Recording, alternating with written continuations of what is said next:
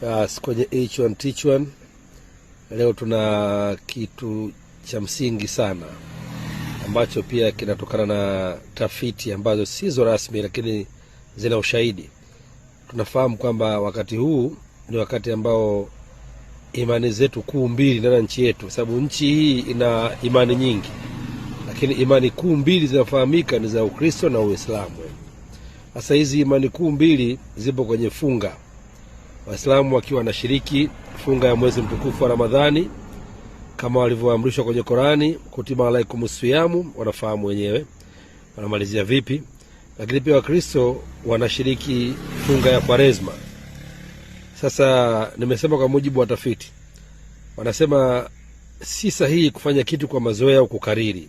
Kila jambo lazima ulifanyie tathmini kabla ya kulitenda.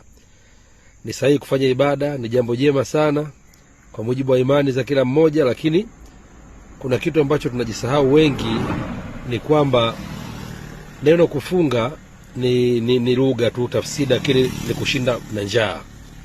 Mbona bwana, uhalisia kwamba hutokula siku nzima. Sasa hili jambo la kutokula siku nzima mara nyingi linahusiana moja kwa moja na masuala mazima ya afya, ambao hao yapo kisayansi, sio kiimani.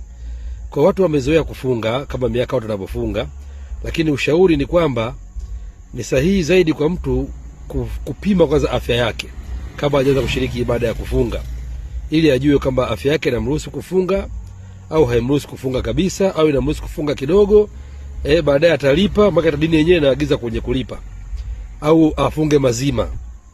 Sababu inaonyesha kwamba watu wengi kipindi hiki wanapata maradhi aidha katikati ya funga au mwishoni, wakati wazao wanakula Idi au Pasaka, wao wako vitandani wanaugua. Kwa sababu gani?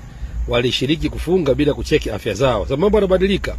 Huenda miaka yote ndio unafunga kama ilivyokuwa babu, lakini dunia sasa hivi masuala ya tabia nchi, magonjwa yamekuwa mengi, yasiyotibika, yasiyoambukiza yako mengi. Kwa tunashauriwa kwamba ni vizuri kupima afya kabla hujashiriki funga, lakini pia katikati ya funga yako ni vizuri pia kuwa na utaratibu wa kucheki afya yako, ili uone kama je, unaweza kumaliza funga ukiwa imara, au unaweza kuachia katikati, au unaweza kufunga leo kesho ukapumzika, ili kwamba ushiriki ibada lakini bila kudhuru mwili. Sababu Mwenyezi Mungu mwenyewe ametupa akili sisi wanadamu na utashi. Sio kila kitu mpaka tuambiwe na Mungu. Okay, Mungu atuambia tufunge, lakini je, afya yako iko sawa? Vipimo vipo, kapime. Hata Wizara ya Afya nadhani hili jambo ni ajenda muhimu kuwahimiza watu waumini.